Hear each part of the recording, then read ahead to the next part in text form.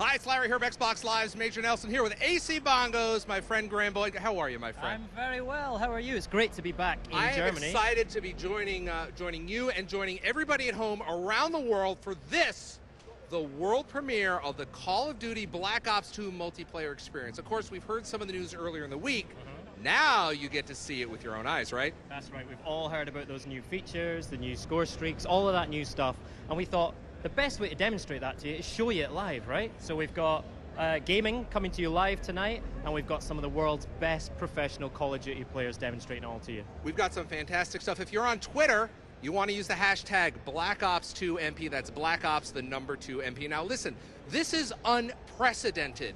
You are seeing the most gameplay. The game does not release for 2 months, almost 2 months. So you're going to see more of the game, of the multiplayer game, than pretty much any other multiplayer game out there this far in advance. But Graham, right now, you're going to get over to your spot, and you're going to show us kind of what we're going to see for the rest of the hour, correct? That's right. Let's go and take a look around this amazing booth, right? First thing to remember is that there's 2 Black Ops 2 booths. This is just one of them. So if you imagine there's another one like this just next door, right? It's over 1,250 square meters just for Black Ops 2. That's 144 Xboxes all land up so that gamers can get hands-on with Black Ops 2 multiplayer all this week. And speaking of, not just gamers, but the professional Call of Duty players. We've got some huge names here tonight from Optic Gaming, from Envious, from Prophecy, and some of the best German Call of Duty players as well. Got the guys at the back here ready to see some Black Ops 2 action. Hey, everyone's excited. And I want to introduce you to someone I met at Call of Duty XP last year, my friend Mike Raphael, better known as Hastro, right? How are you, Mike? I'm great, AC. How are you? I'm very well. This is your first time in Germany, first time at Gamescom? First time in Germany, first time at Gamescom. Loving it so far. And what better way to experience your first time in Gamescom by showing off some of these amazing new Black Ops 2 multiplayer features, and also the esports and the codcasting features you're going to take us through as well, yeah? That's absolutely right. We're about to blow off the doors on Black Ops 2 multiplayer. We have some of the most talented players in the world here. Should be a great show. So you're going to see a lot more of Hastro later tonight. You're certainly going to hear a lot more of Hastro, and I think you've got a very special guest coming up to do some cool codcasting with you, yeah? That's right. So for the first time ever, Mr. David Vonderhaar of Treyarch will be picking up the microphone to do a little shoutcasting with me, a little bit of codcasting. I was going to keep that a secret. You've just given it away, but that's fine. That's fine. Get back here and be ready to watch Vaughn codcasting for the very first time. We should maybe ask him about that quad feed on the multiplayer reveal trailer as well, right? Yeah, I think he says that none of these players here can hang with his quad feed, so we'll see. We'll see. Right, let's get this thing kicked off properly. We're going to hand back to Larry. Cheers. Thank you, Graham. Now listen, everybody in the Call of Duty community knows that it's all about the community. Treyarch really cares about the community. So to speak to that, I've got Mark Lamia here who has this special message for you.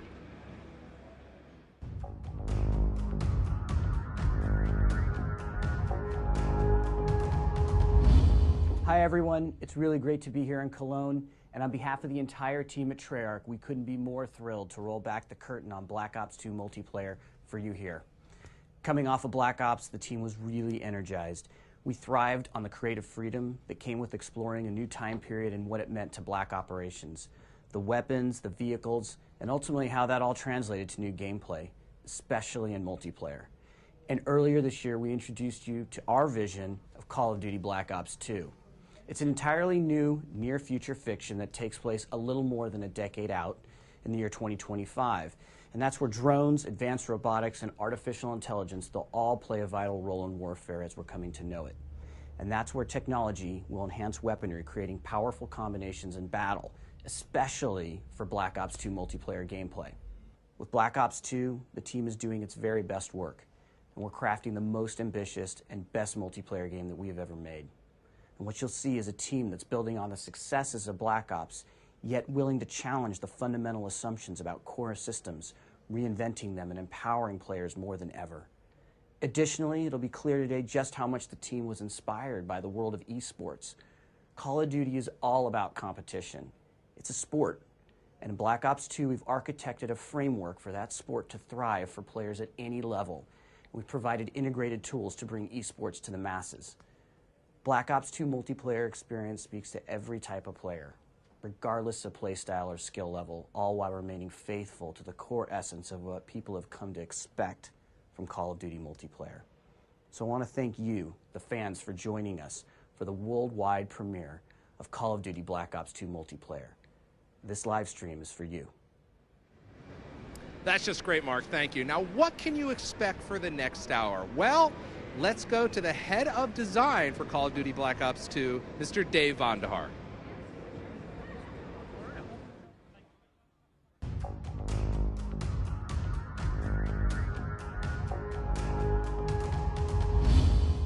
David, what's new in Black Ops 2 and how does it differ from previous games? Larry, when we started development of Call of Duty Black Ops 2 multiplayer, we really wanted to challenge all of the fundamental assumptions about all of our core gameplay systems. So all of those systems, including Create a Class, the score streak system, even ranking and unlocking, we've had a really critical, deep think about the best way we can put power to customize the game back in the hands of the player. There's so much going on here. Give us kind of a high level of some of the headlines. Yeah, so, the game takes place in 2025. So all of our brand new toys and technologies and gadgets that you're going to find in multiplayer, we built because it gives us this great sandbox for us to develop new gameplay mechanics around that technology. Now, there's a real sports feel to this experience, isn't there? There's some great new features. So the esports initiative. So in the competition and esports initiative, we're doing a lot of things for players. First off, we're going to have a skill-based matchmaking system that we refer to as league play. So that way you and I can play together if we're of equal skill, because the game is fun when competition is at an equal playing field. Competition's fun when we're at the same level. So that's how we do the sport. The second thing that we do is a feature we call codcasting.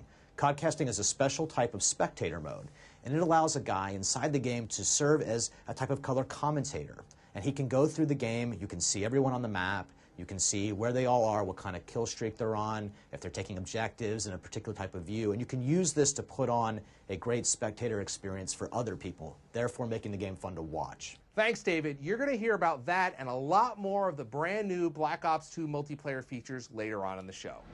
And hey, look, I've got David right here. Hey, David. What's going on, Larry? How are you doing? I am doing great, Len. You and I were talking a little bit before the show, and this is your first Gamescom. This is my first Gamescom, and it's such a great opportunity to bring the game out to everybody. So excited. What a way to go. I mean, you've got Black Ops 2 here, and I know we haven't seen much of the booth already, but I mean, it's pretty impressive, isn't it? Yeah, and it's not just one booth, it's two booths, and it's really impressive. So many PlayStations. Everybody's going to have a good time when they get on the stations. There definitely is. There's a lot of Xbox 360s out here, and we got a lot going on here, but really it's about the gameplay, and we're going to hear from David. We're going to talk later on in the show about some of the brand new features in multiplayer, right? We're going to talk about all sorts of new features. We're going to talk about multi-TDM. We're going to talk about Hardpoint. We're going to talk about the new Create a Class system. You're going to learn a lot tonight. There's a lot going on. Anyway, let's get over to Graham and let's get the multiplayer action started. Graham?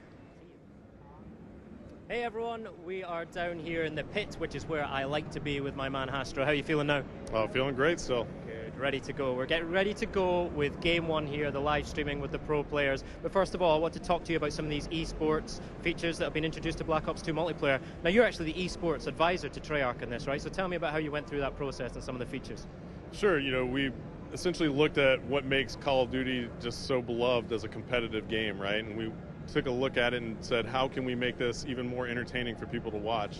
And we really took a deep dive into all these features that we could come up with to create a better viewing experience for the viewers who like to watch Call of Duty matches. So some of the features that we've put in, you're going to see right here and right now, and they really make the game really exciting to watch. Great. So the best way to see them is to have it demonstrated to you on the live stream. But we've got some amazing players here as well, some really big names in the Call of Duty competitive scene. Give us an introduction to who we've got and some of the big names to look out for. Okay, so you have the two most successful North American teams in Optic Gaming, who are coming off a fresh victory at the EGL 7 championship in Blackpool, England, in the UK. You also have Team Envious, a very storied team, most tournament wins in Call of Duty history. You have Prophecy from the UK, one of the most amazing British teams that ever come about, and currently they're probably their best squad. And then you have a hodgepodge of German players, some of the best German pros put together for Team Germany. So without a doubt, you're going to see some great gameplay. So obviously I'm shouting for Team Prophecy, that's my home country team, although they told me not to mention EGL to them, so we'll just skip over that one. But also I'm looking out for Raiden, one of the German guys, right? He's the most successful German Call of Duty player ever. He's also a local boy, right? He's from Cologne, so this is home turf, so let's keep an eye on him. So tell us about the first game mode we're going to go. We're going to go quite classic here, right? Absolutely. We want to keep it classic right now for the first game. We're about to blow the doors off, so it's going to be a team deathmatch, and the map is going to be Cargo. Now, Cargo is just a close quarters combat map, and it's got this open ring in the middle, so it's wide open in the middle and close quarters all around the outside. It's absolutely fantastic. Lots of fast-paced, close quarter combat gameplay, and it should be just really amazing to watch. You're going to get to see a lot of the new weapons and things being fired off because the gameplay is so fast. And we're going 6v6, so how are the teams being split up? So it's 6v6. We have the North Americans on one side and the Europeans on another, but we do have one sub on the North American squad who's actually European. His name is Toby from SK Gaming. He's subbing in for an American player who had flight complications, and it's going to be interesting to watch Europe versus North America. So it's basically Clash of the Titans, Europe versus North America. What an amazing way to kick it off. Let's get going. All right, here we go, boys. Let's do this.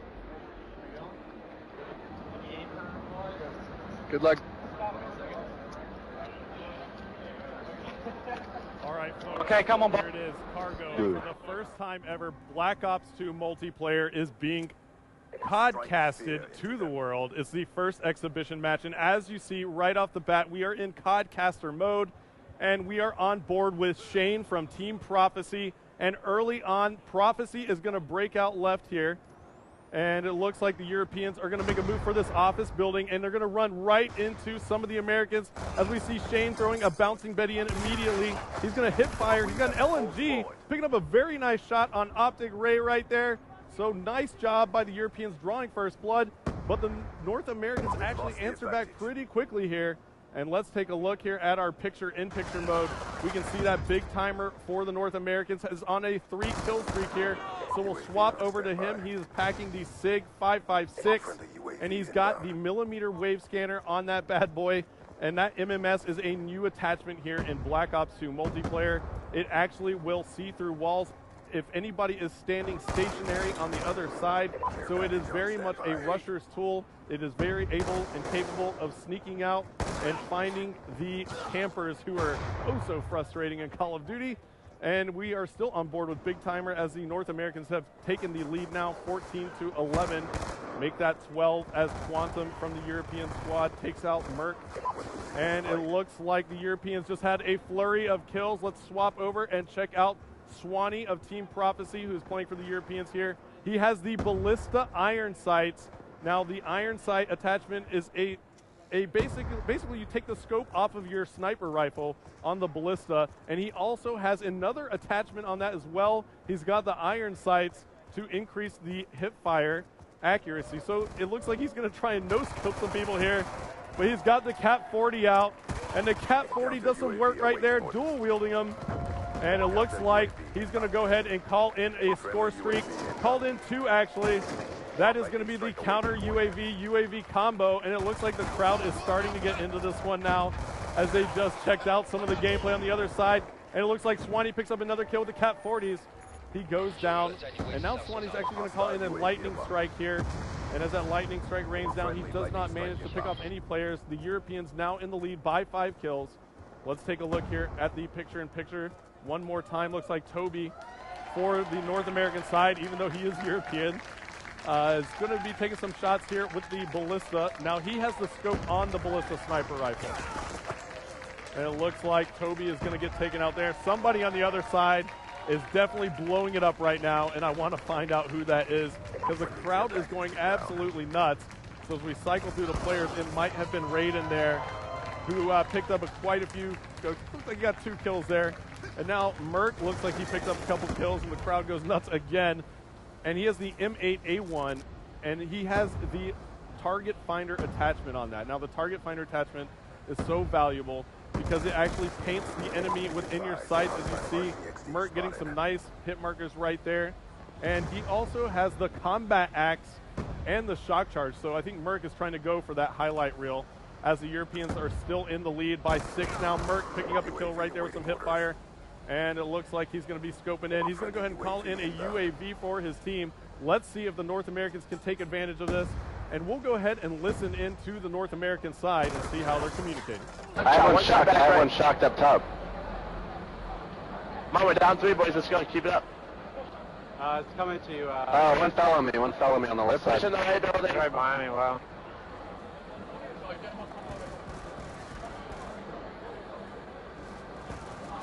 Oh, inside, up top. Bottom of the far right. He's weak up top.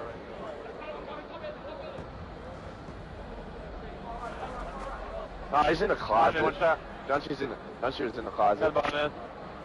Nice, we're still down 2 guys, come on. One shot, on the west side, I got him. He went back, There's one on the And as we took that listen in right there, we heard the North Americans communicating so effectively, and now they find themselves still down by 6. They were trying to claw back into it. As you heard Merck giving some nice call-outs to his teammates, picking up a couple kills right there as we were viewing him. And it looks like Gunshy from the European side is on a tear right now with a 6-kill streak. He has the M8A1 assault rifle, and it looks like he has the classic reflex attachment on that. So the reflex sight, and he actually has 2 attachments. If you notice in the bottom right corner of your screen, you'll see a small circle there with a tiny arrow. That is actually the select fire attachment. So that means Gunshy can take that weapon and put it into automatic fire mode, or he can turn it into burst fire mode. And it looks like Gunshy picked up another huge kill there on Ray with the TAC-45. That's his secondary pistol. Spots another player from the North American side, picking up some nice shots right there, some nice hit markers. And it looks like the Europeans are increasing their lead here. As we take a look at the map, looks like Gunshy's going to run into maybe a couple more North American players right here. He's going to decide to back off a little bit. But one player is breaching that office building, so Gunshy's got to be careful. Take some shots there. Nice shots on Big Timer. Spots another player from North America up top. 38 seconds left to go now. Still on board with Gunshy, and it looks like people are applauding. Gunshy gets a nice, huge shot right there on Merck. Very nice jumping hip-fire shot on Merck. And it looks like the Europeans are now running away with this one. Up by 20 kills as Gunshy goes huge with a double kill to go on about a 14 or 15 kill streak. And before it's all over, Gunshy's going to get a little bit extra right there with that double kill. Make sure he puts in a certain amount of work. As we take a look at our scoreboard as the game is closing out, Gunshy on fire, 20 and 11. And as you can take a look there, 82 to 64 is going to be our final score, with the Europeans taking round number 1 here on Cargo.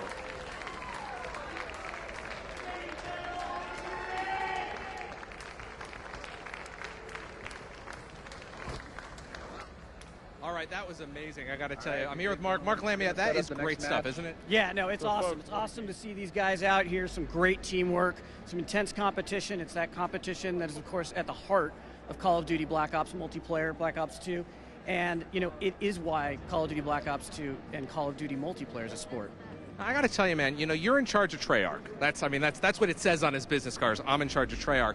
But you've got to be real proud of the team and some of the innovation they brought to the table this time around, right? Yeah, you know what? The team really went for it. I'm really proud of the team.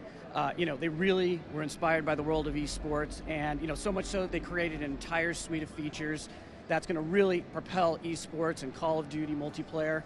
You know, great set of tools to allow people to commentate, to broadcast out this content. We know people love to play Call of Duty, and we believe people love watching Call of Duty. So you saw some of those features a moment ago during the match, but now we're going to catch up with Mr. Vandahar and Hastro, and they're going to explain in depth what you're going to get with Call of Duty Black Ops 2 multiplayer.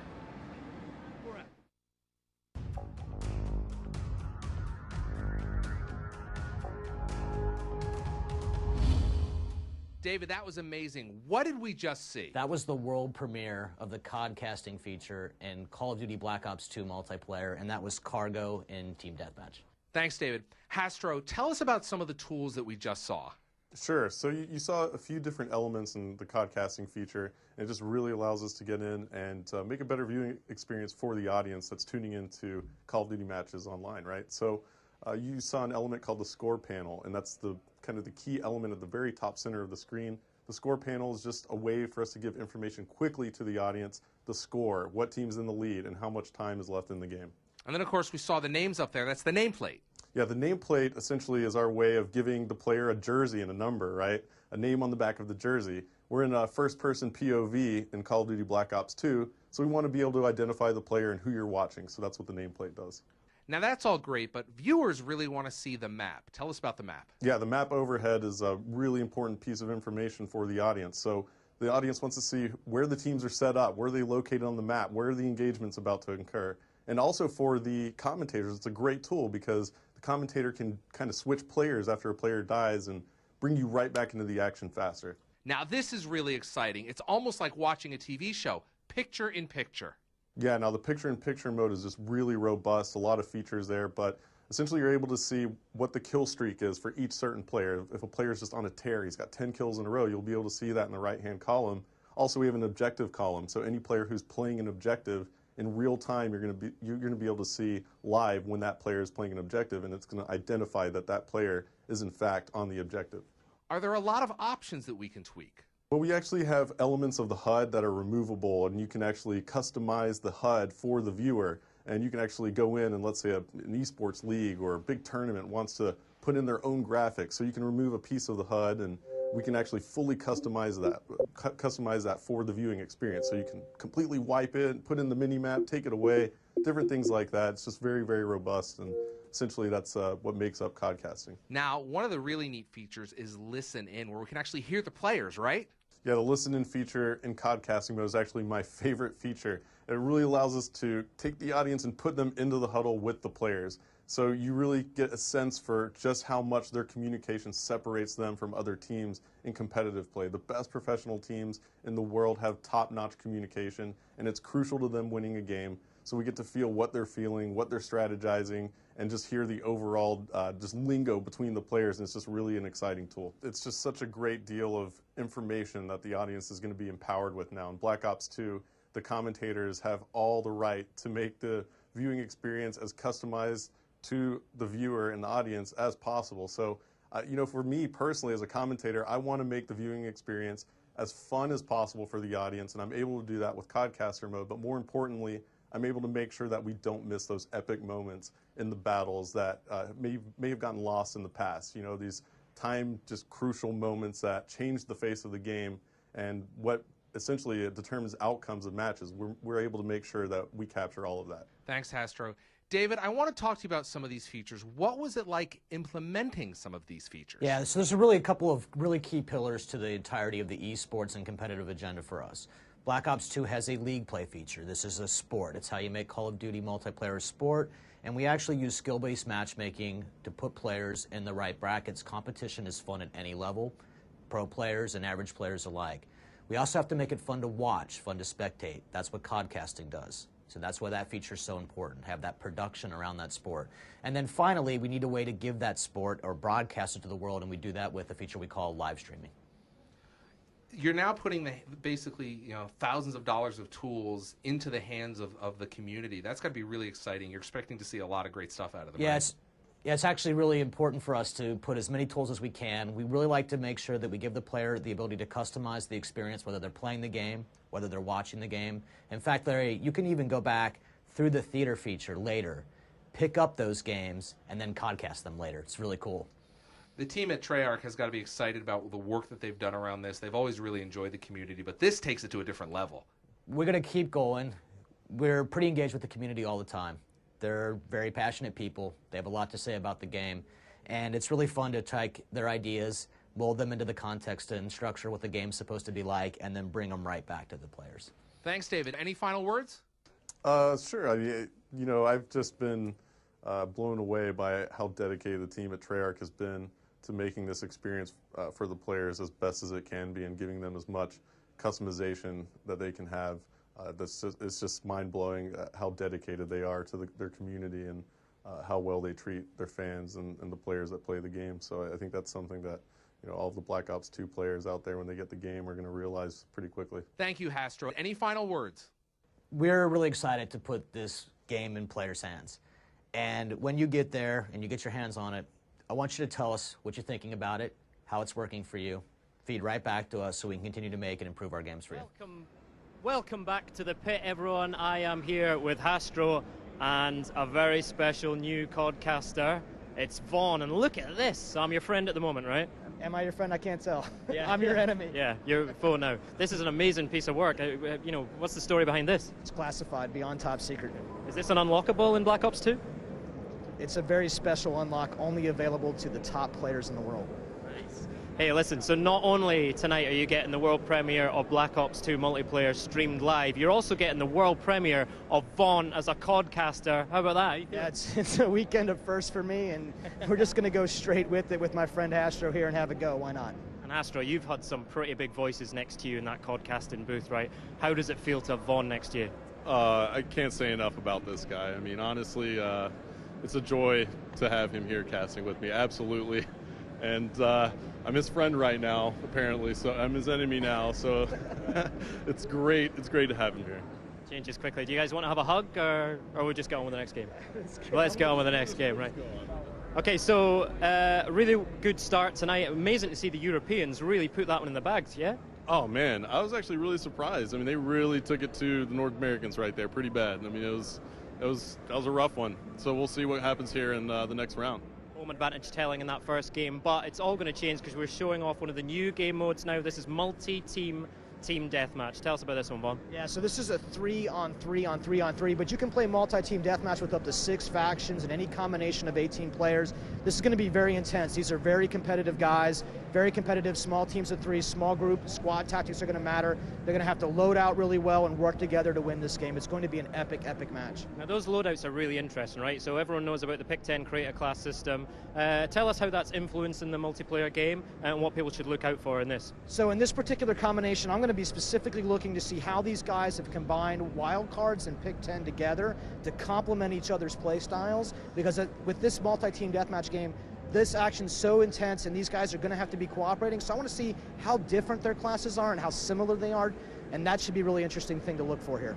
Good stuff. Okay, so the guys are into their teams now. The guys that they're playing with are the guys they play with all the time, so the communication should come to the fore here. Tell us about the map that we're playing on, Astro. Sure, so we're actually going to be launching this game on Turbine, and it's going to be multi-team, like David said.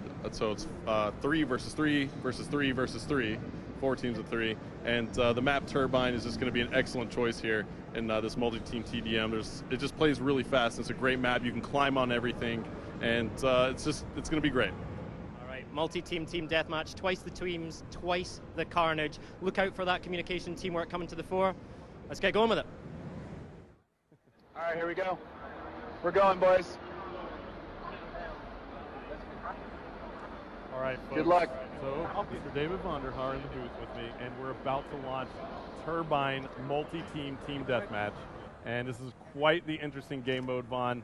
What are your predictions right here? And go ahead and make a prediction. I'm going to predict that this thing is going to be wire to wire, that these guys are really going to just get super into this thing, and we're going to see some tough, tight, close scores the entire match. Yeah, I actually agree. Multi-team TDM is introducing, so many different aspects into the gameplay just because of the fact that you're adding multiple teams, as we see Gunshi, who finished that last game absolutely on fire, picking up another kill right there, and that was on Nice, and that was actually Nice from the team Germany.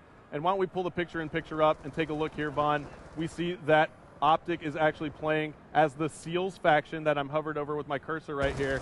And then now we see that Team Prophecy from the UK is playing as the SDC faction. Now Team Envious from North America is playing as the FBI faction, and Team Germany is playing as the Mercs faction. I really like this view because you can tell where every single team is in position right there, with Envious up there in first place. Yep, absolutely. So Envious has taken the early lead, but it's oh so close.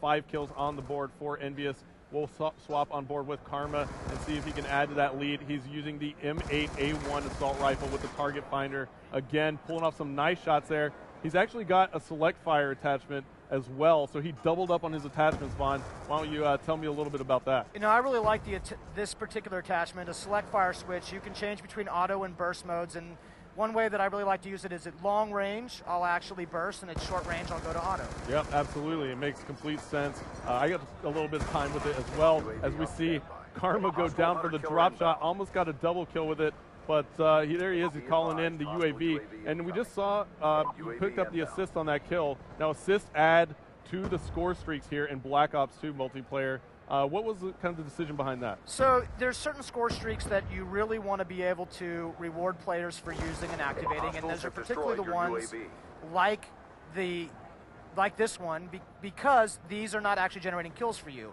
But if that thing's up, you're seeing that assist points for using any kind of support-based score streak. Got it. So the UAV will actually give you some points towards your next score streak. That's exactly As we see right. Karma picking up another kill right there and spots another one. Looks like he had a foot in the way right there as he went prone. And let's take a look at the overhead map and see where Karma is spawning back in. Looks like he's going to run into a player right here. No. And he did. It was nice from the team Germany. But Envious still has the lead at the moment. They have 18 kills on the board, starting to create some separation. 18 to 13. The SDC is in second, and that is Team Prophecy. And Twiz now for Envious is on a 3-kill streak. Why don't we take a look at his loadout? He's rocking the M8A1 as well. Seems like he has, is that a bouncing Betty there and a smoke grenade maybe? Or is that maybe a flash grenade? Looks like a flash grenade. So looks like Twiz is kind of going with that classic reflex sight. Interesting to see him burst at this range, actually. I would think that you'd want to get in there. Those guys are such precision shooters, though. Man, this is such a great player, Twiz. Yep.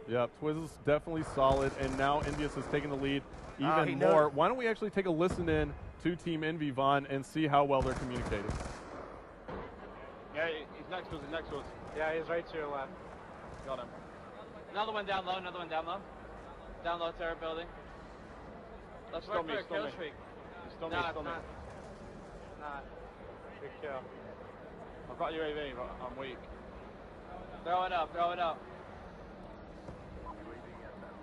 And you'll work for a counter. There's one, another one, top turret over here. Oh, next week.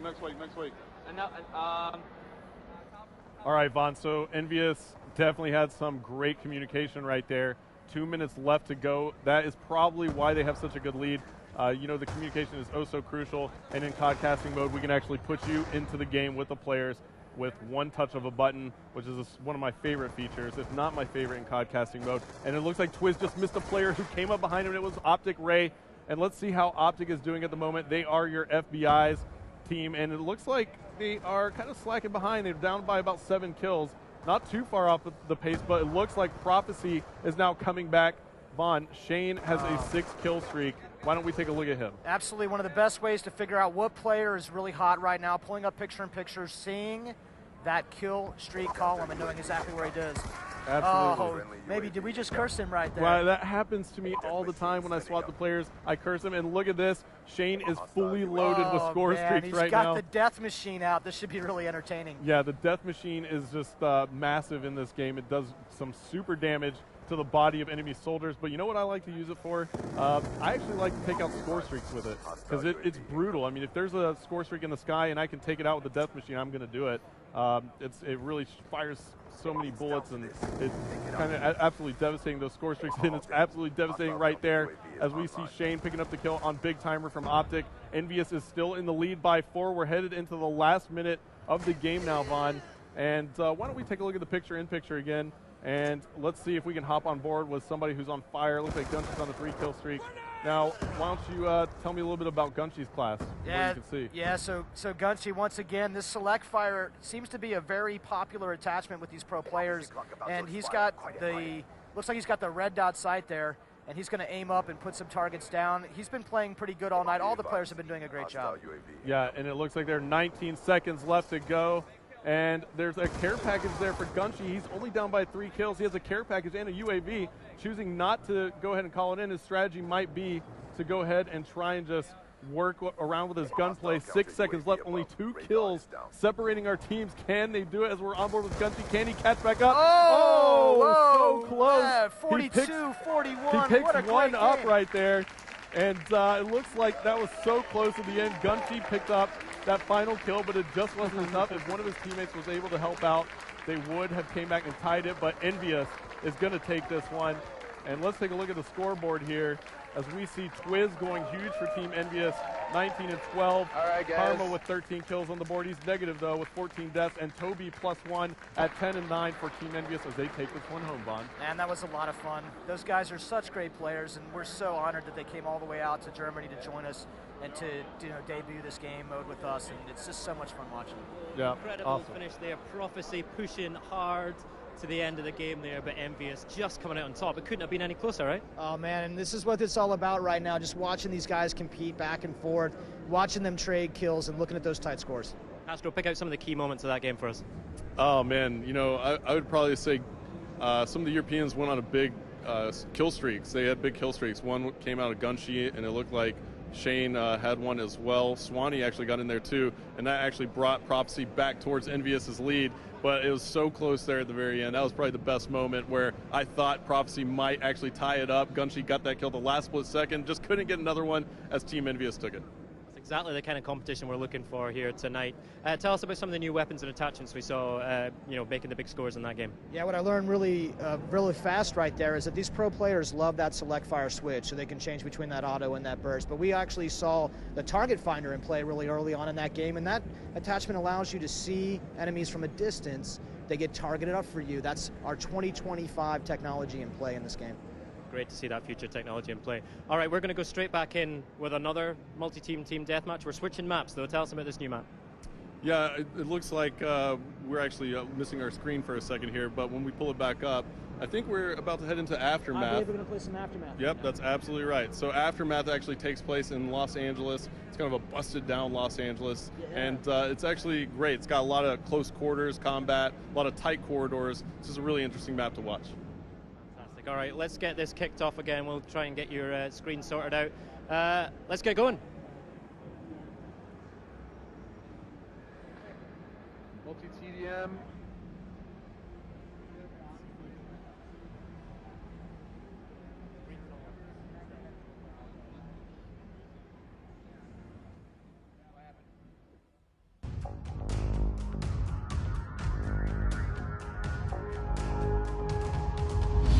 Wow, David, tell us what we saw in Game 1 there. So what we were looking at was a multi-team deathmatch game. So the game supports up to 18 players. That's first. So you got 6 teams of those 18. That's the first, and it's really exciting because you can do any kind of combination using 6 factions and 18 players. In that case, we were looking at a 3-on-3-on-3-on-3. And that's really exciting because that's a lot of enemy threat for those teams to deal with. That squad of 3 had to work well together to be successful playing the game. Now, we also saw the Pick 10. Yeah, the Pick 10 is Pick 10 combined with wild cards is the framework of what makes up the new Create a Class system. And those players were equipped up so they can be successful working together. Now, there's also some nuances and changes that you actually made to each of the classes in terms of attachments and perks. Tell us a little bit about that. So in Black Ops 2, for you to modify your weapon in any way, shape, or form, you have to actually take an attachment for it. So in our previous game, you could actually sometimes use perks to modify your weapon. And what this does for us is make sure that we have perks be about player and player behavior, and attachments be about weapon and weapon behavior. And that's a really important part of how we're tuning the game. Now, that's actually really different from previous games. Why that decision? So it's really important to us to make that decision because players expect that an attachment would modify the behavior of a gun and not them, so therefore we could tune how much they modify a gun when they belong to the gun instead of with a player. So it just makes more sense. Yeah, so if you have something that modifies, say, the hip-fire accuracy of a weapon, it's much better for us if we can attach that to the gun instead of the player, so it doesn't have to modify the hip-fire accuracy across every category of weapon. We can do it specifically for the gun. That lets us tune the guns even better. David, Hardpoint's a brand new mode. Yeah, so Black Ops 2 multiplayer has Hardpoint. Hardpoint is a mode that's inspired by those traditional King of the Hill style play. So you're going to have to defend an area around the map, and you're going to have to keep those attackers out of there, and you have to be in it in order to score points. That zone is moving around the map, lots of intense action, going into a single place on the map, very fun. Sounds like it's going to be pretty hard to defend. Yes, but that's what the team tactics are all about in Black Ops 2 multiplayer, and we've given you lots of great ways to set up defensive perimeters with Guardian as a crowd control mechanic, and others. So let's turn our attention to the codcasting feature because Hastro was really going at it in there. Yeah, that guy's a professional. And what we did with him is make sure that he and a lot of guys like him have the tools right inside the game to present the game to a viewer in a very exciting way. So that's actually really important because you guys are putting these tools in the game, and there's probably another Hastro out there in the audience right now. So everyone gets these tools. Yeah, I hope we actually find lots of Hastro-like guys, right? And that we can make those guys pretty famous on the internet, becoming color commentators for Black Ops 2. Really exciting. All right, let's get back to gameplay. Hey everybody, welcome back. We're just sorting out a minor technical hitch. We'll get right back to the gameplay as soon as possible. So I'm joined by Hastro and Vaughn in the meantime. And we've been looking through your tweets to the hashtag BlackOps2MP. Keep them coming in. I think we need to treat Treyarch as well, right? And we want to answer your questions, want to hear what you think about the game, the new features. We've got a few up here. So at iBonkers says, I'm going to use that codcasting so much. Now, and I've been thinking about this, Hastro, right? You've had it pretty easy lately, right? But you're going to get lots of competition with this new codcasting feature. Hey, you know what? The more the merrier, honestly. I really would love for the community to embrace that feature, codcasting. And you know what? It's actually also great when you can take it into theater mode, right? So you'll be able to potentially, it's in development, but potentially be able to record your gameplays and cast them out after in theater mode. So you'll take your saved gameplays and you can kind of work with the codcasting features, remove the elements of the HUD, customize the way your screen looks whenever you have that gameplay saved. Yeah, that's exactly right. And not a lot of people know about that right yet. So when you go into the theater, you can actually pull up codcasting from a game that's already been played. So imagine that everybody can practice being a codcaster, and you're going to see a lot of guys who create video on demand of some of these top games that get played. I think it's going to be amazing what happens. Yeah, absolutely, absolutely. And Vaughn, when we talked the other night, one of the things that you said that really stood out for me was that you see an opportunity to bring esports to the masses, and you reckon that Black Ops 2 is the game that can do it. You know, how important is it for you to work with that esports community and bring it out so that everyone can get the benefit? Yeah, we spent a lot of time over the last couple of months, and even before that, thinking really hard and critically about what does it mean to actually bring this feature to the masses. And it actually takes a lot of things. The first thing that we have to do is we have to make it a sport. To make it a sport, we have the feature called League Play, and that uses skill-based matchmaking, so players can play with people of their skill level.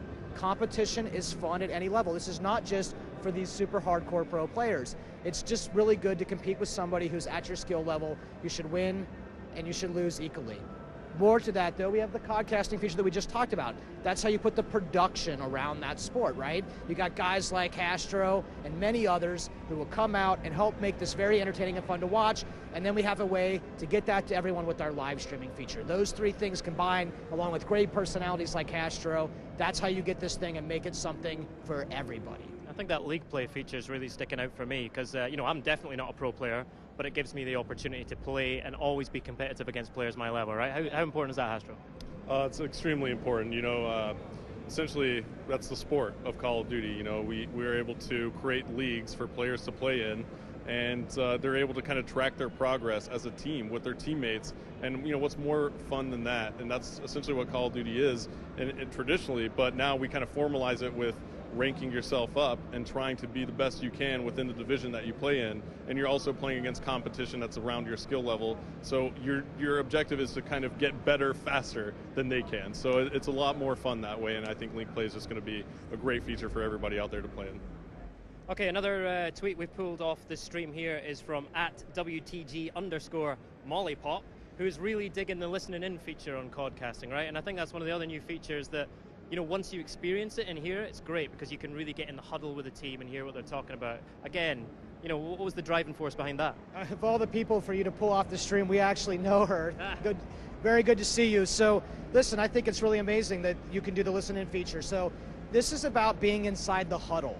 It gives us a chance when you're codcasting to jump in and listen to how that team is communicating, and it really gives you this sense of understanding how these teams are working together, and you cannot be mistaken. When you listen in, you know, and it's almost always the guys who are working really well, their emotions that they're feeling, that's the team that's usually doing really well, right, Hastro? Yeah, absolutely. So we took a listen in right there in that second round with Envious, and when they're in the lead, and you hear their communication and how well they're strategizing together and making sure that they're working as a team. And it's just so much fun to hear the players talking. I mean, ultimately we're watching them play, so why not be able to hear a little bit about what they're talking about?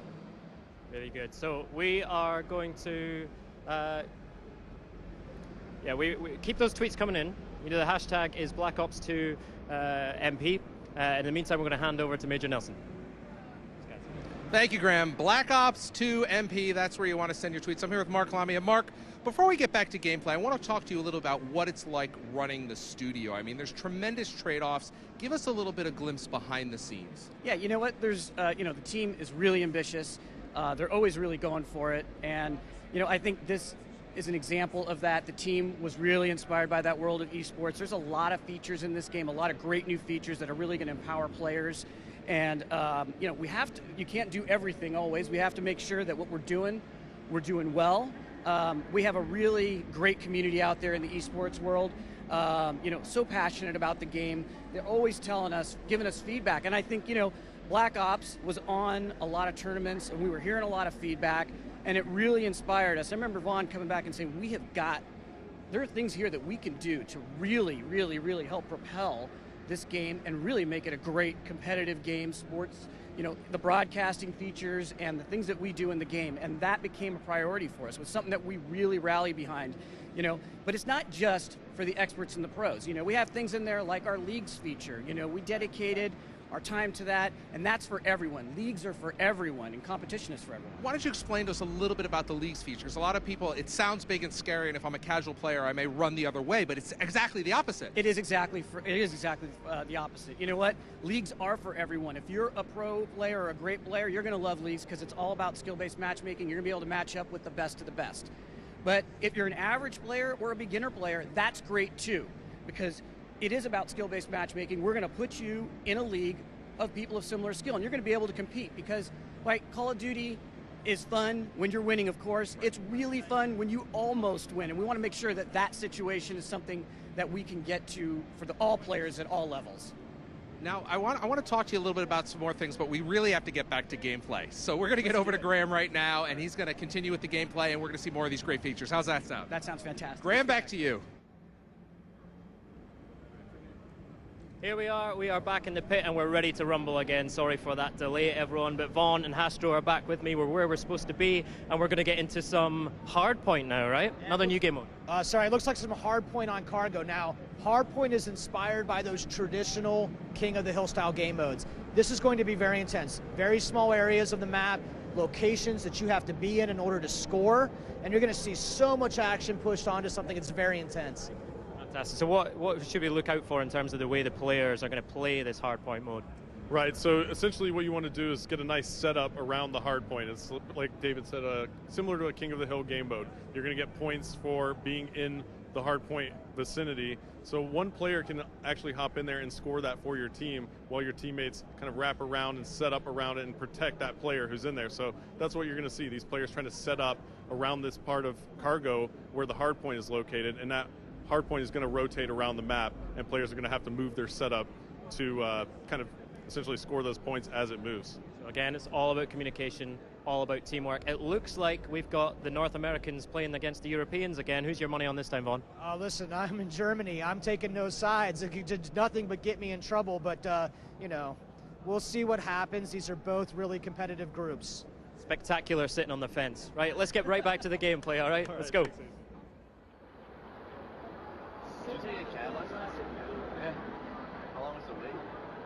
All right, so Vaughn, we're going to kick it off. Hardpoint on Cargo. I love this map in this mode. It's so intense. So this is the first time Hardpoint has ever been streamed, and here we go.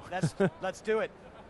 Now, Cargo is such a fast-paced map. We actually checked it out, and it looks like Raiden has a sniper rifle. Oh, man. It's the DSR-50. Let's definitely stay on board with him right off the bat. Yeah, absolutely. He's got that ballistic CPU on the back of that thing, and that's going to reduce his sway. I just love the way that thing looks. Yeah, and he's going to throw a combat axe, YouTube money. Yes. So now he's going to go ahead and walk over here and try and go. Oh, that nice was shot dirty. on Merc. Right off the bat, now gave us a nice thing to look at there. Yeah, so this is really cool. Now, if you look at the score panel at the top of the screen, when guys are in the zone, you'll see exactly how many players are in there. You'll see that little arrow indicating 3 players in the zone right now for STC, and that thing's going to be moving around. And that's how we're using the score panel to let you know the state of the game mode. Right, so as we see on Raiden's screen, the hardpoint is in the office here, and as we take a look on the picture-in-picture overhead map, it looks like this is just chaos here in this area, but it looks like the Europeans have actually taken great control. We see on the picture-in-picture that all these players are on the objective. So you have 3 players right now. There's an icon there, Vaughn, so that actually tells us that you're on the objective in the picture-in-picture mode. That icon is specifically good for indicating how many people are in that zone, so you know who to pay attention to.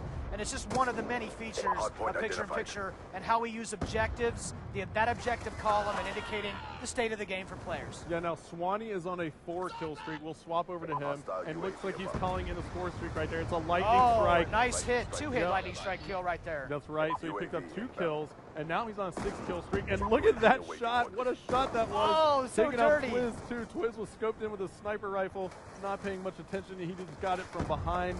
8 kills in a row now for Swanee, and finally he goes down. And it looks like our North American team has actually taken the lead once again. Let's go ahead and swap over to them. Toby, who's actually filling in for Proofy on Team Envious, and he's actually European too, playing with the North Americans. He's doing some work right now. He's got an LMG firing from the hip. He seems to like that LMG. That's awesome. It's a very nice LMG. You know, in hardpoint, you get 1 point per second your team occupies that zone, Hastro. Yeah. So this could turn around at a moment's notice. Absolutely. The Europeans are on it right now. Now the North Americans. So you see how quickly they can move. The momentum changes so fast. That's what I was trying to get at here in hardpoint. And the game is really close still. This is only a 13-point deficit at the moment with 3 minutes and 45 seconds left to go. So plenty of time on the clock. And this is actually a very close game, Vaughn. This is an absolute beast of an LMG, this LSAT. It's actually probably my favorite LMG. And Toby here is just going to do work nonstop, I think, laying down shell after shell. Yeah, he's got Scavenger as one of his perks. Why don't we take a look here at the options screen in picture-in-picture mode and podcasting mode. So I'm able to actually go through here and remove elements of the HUD, change the way the screen looks. So right now I have the perks turned off, but we can't really tell what Toby is using on his class in terms of perks, but immediately I can just turn it on, and here you go. Yeah, there are Toby's perks. Ghost Scavenger and Dead Silence. He's running pretty traditional setup, I think, for Toby, but it's really nice to use this feature to see how players are equipped up. Yeah, why don't we actually talk about the perks for a second? Ghost, for example. Tell me a little bit about what's going on with the Ghost perk. Yeah, so in Black Ops 2 multiplayer, there are no perks that modify your weapons. You have to take an attachment to modify a gun. Ghost only modify you, perks only modify you, the player. In this case, in order to get the benefit of Ghost, you actually have to be out there running and gunning and moving. Yeah, so Ghost does not, basically you're not able to be seen by a UAV just like Ghost was in Black Ops, but you have to be moving to get that perk to work. Right, it's really important for us to try to keep the game, pushing the action, getting players together. People love the fast-paced gameplay, and a lot of the game mechanics have been set up and tuned to reward that kind of play behavior. Absolutely, and now Toby is still doing work with this thing. Let's take a look at the scoreboard, and he's 11-9 right now with an LMG. That's actually not that bad. How do you like the design of the new scoreboard? Oh, I mean, the scoreboard's amazing here. So, you know, as a caster, it's very important to be able to show information to the audience as quickly as possible. And I know all of you at home are actually appreciative of this as well. You can see how much time is left in the game, the score, what team is in the lead. You can actually see how many players are on the objective right now for the SEALs team, as they all just got taken off, and now it's contested. So, yeah, I mean, it's just very informational. Love the score panel. As a caster, it's very useful. I was really surprised right there that Toby didn't check that lane before. He saw that contested icon. There was only one spot that player can be. I think maybe he's having a little too much fun right now. Yeah, he's having too much fun. He's actually probably still getting used to hardpoint because it's so new first time that these guys have actually kind of gotten their hands on the game mode and been able to play. So let's see here. Looks like we're going to go ahead and cut back to the picture-in-picture. I'm going to go ahead and see what players are playing the objective. Big Timer is on a 3-kill streak, and he's playing the objective right now. His perks are lightweight toughness and extreme conditioning. He gets taken out. He's got the MP7. That was a nice grab right there. He did have a sitting right on that edge, checking all of his lanes in and out of that hard point. Really good play, actually. Yeah, now he gets taken out again. He spawns back in. Let's see where he is in relation to the hard point. He's going to run into a couple players here, Vaughn, as he moves to the office. He also has a player flanking him from behind, but he makes it into the building just in time. And now he's also got a laser sight attachment on it. Yeah. And it looks like somebody just made a big play. Let's see if we can find him. Let's pick out Twiz at the moment. Really big play right here for the combined U.S. team. Those SEALs 136-84 right now with 20 seconds to play. Awesome, awesome game. Really fun to watch. Very good. Good job to all of our players. Yeah, so the North Americans are going to take it, Vaughn. 143 on the board right now. They're still putting points up. So the Europeans took game one. Now the Americans take a game, or take two games actually. So yeah, it's been interesting so far. What a great thing. Thank you everyone to the stream. What a great time. Yeah, had a blast. Thanks for being here, man. Yeah, Yeah. absolutely. All right, Victor. All right, guys.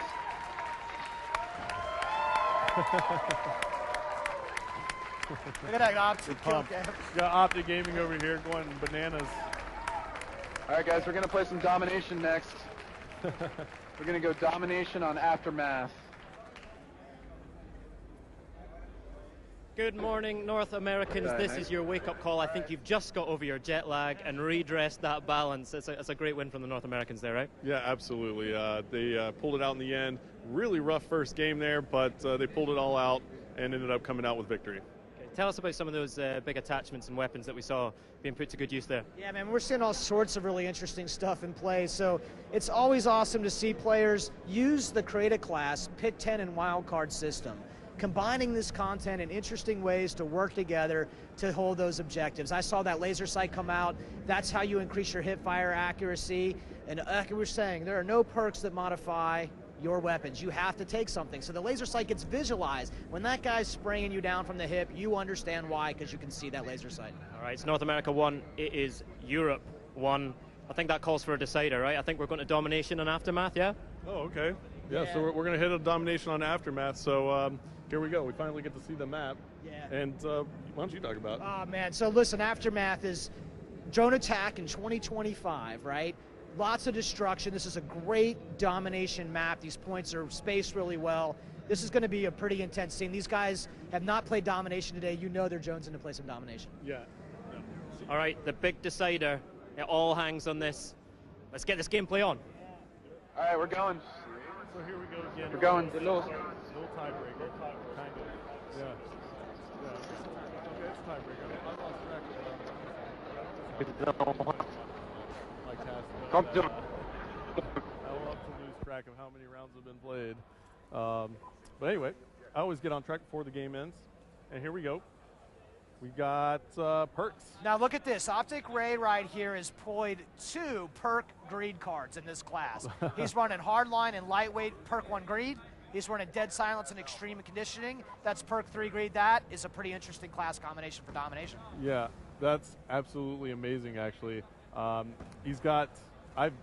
That's actually that might be the first time I've seen somebody stack that many perks using this system. You know, and it's what, 5 perks total here? 5 perks total here, but he's had to make some significant trade-offs, Astro, because he's not running any equipment. Look down there on the lower right of his HUD. Absolutely. And he doesn't. Looks like he's not even running a secondary weapon right now. So you can make these trade-offs in Black Ops multiplayer. Yeah, and look at him. He's got I'm absolutely loving this by Ray from Optic Gaming. He's got hardline and lightweight in perk 1, hardwired, dead silence, extreme conditioning. I'm going to spit it all out for the fans out here.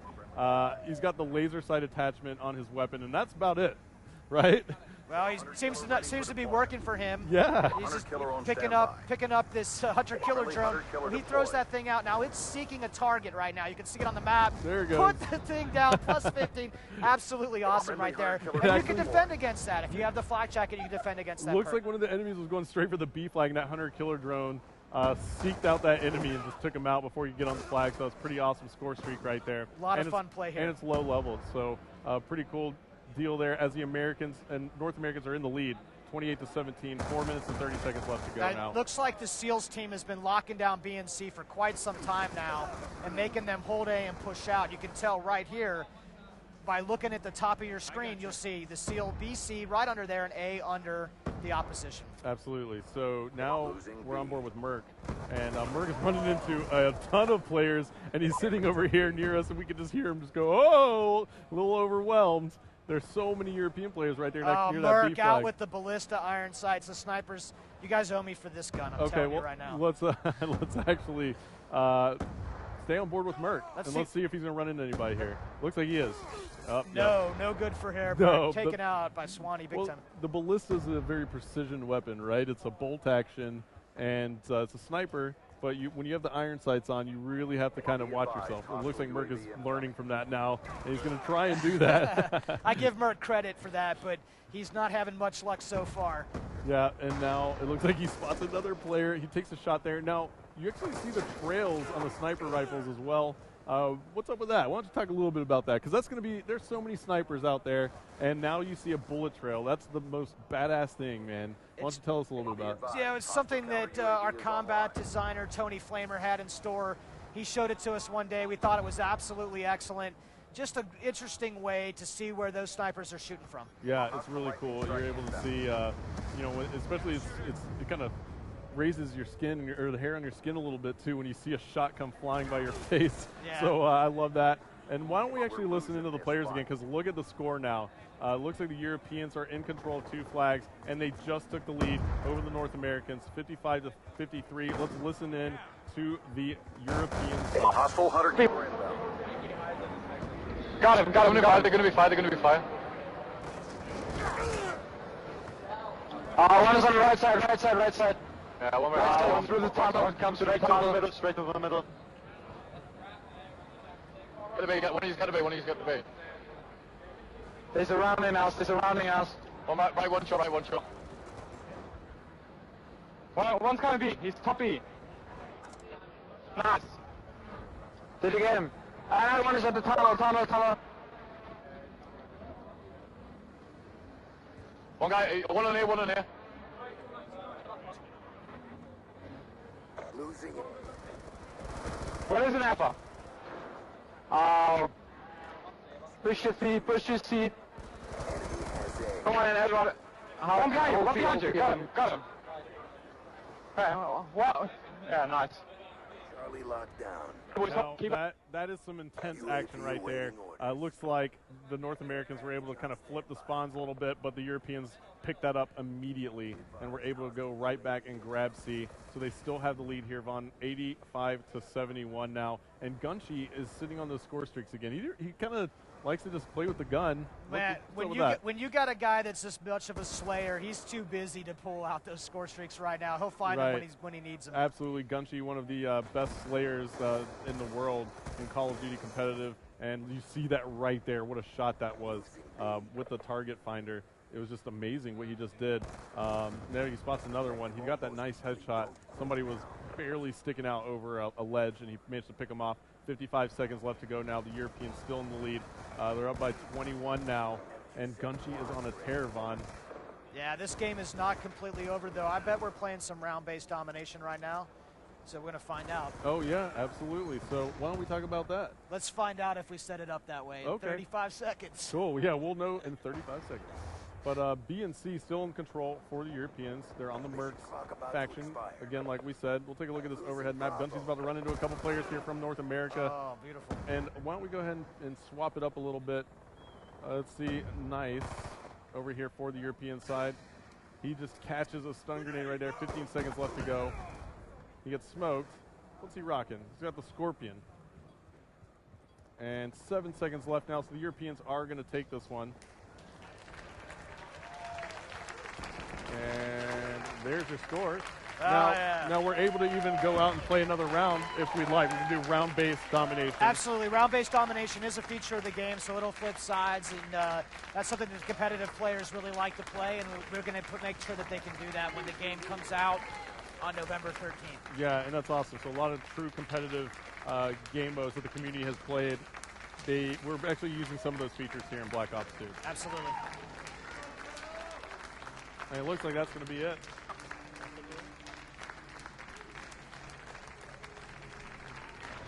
David.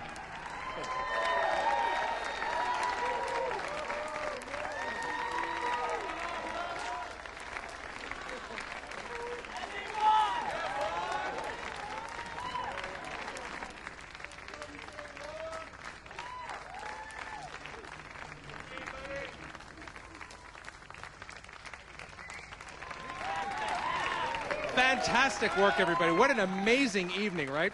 Incredible. Some amazing gameplay and great to hear about it. You could see them properly as well, right? Now we got the guys here. You guys want to say a few words before we wrap up? Because we are at the end of our hour. I want one time. Thank you so much for joining us live, the debut of Call of Duty Black Ops 2. Wow, that was awesome. Yeah, just want to say thank you, hey, to all you guys at Microsoft and Twitch and Turtle Beach, and most importantly, thank you guys, the fans. Without you guys, we wouldn't be able to do this. Thank you very much. My pleasure. Well, without you guys, we wouldn't be able to do this either. Now, I got to tell you, if you're on Twitter, Black Ops 2 MP, the Black Ops #2 MP, and you can participate in the conversation because later on this week, we're here for the rest of the week. Yes, we are live streaming every night for the rest of this week, Thursday, Friday, Saturday. Tomorrow night is community night, right? So that is the night where we really, really want all your comments, questions on Twitter, so keep them coming into that hashtag. It's 5 p.m. UK, 6 p.m. German time. I'll let you work out the rest. That's 9 a.m. Pacific, 12 noon Eastern, and, well, you got the web to figure the rest out. Such a good team. And you can see it on Xbox.com in Europe. You can see it on the Black Ops Facebook page. You can see it on twitch.tv/Treyarch. And you can see it at CallOfDuty.com as well. We actually had a question about, this one was brought right into the Xbox 360 console. In about 15 minutes, it's going to be available on demand. So if you've missed this, yes, then you'll still be able to see if it. You want to see more, if you want to see more of Graham and I, then just tune in and you'll see all the great gameplay. There you go. All right, we're going to wrap it up here. My name's Larry here, Xbox Live's Major Nelson here in Germany at Gamescom. On behalf of AC Bongos, I want to thank you. Thank everybody here in the audience, and we will see you guys tomorrow. Good night, everybody. Good night.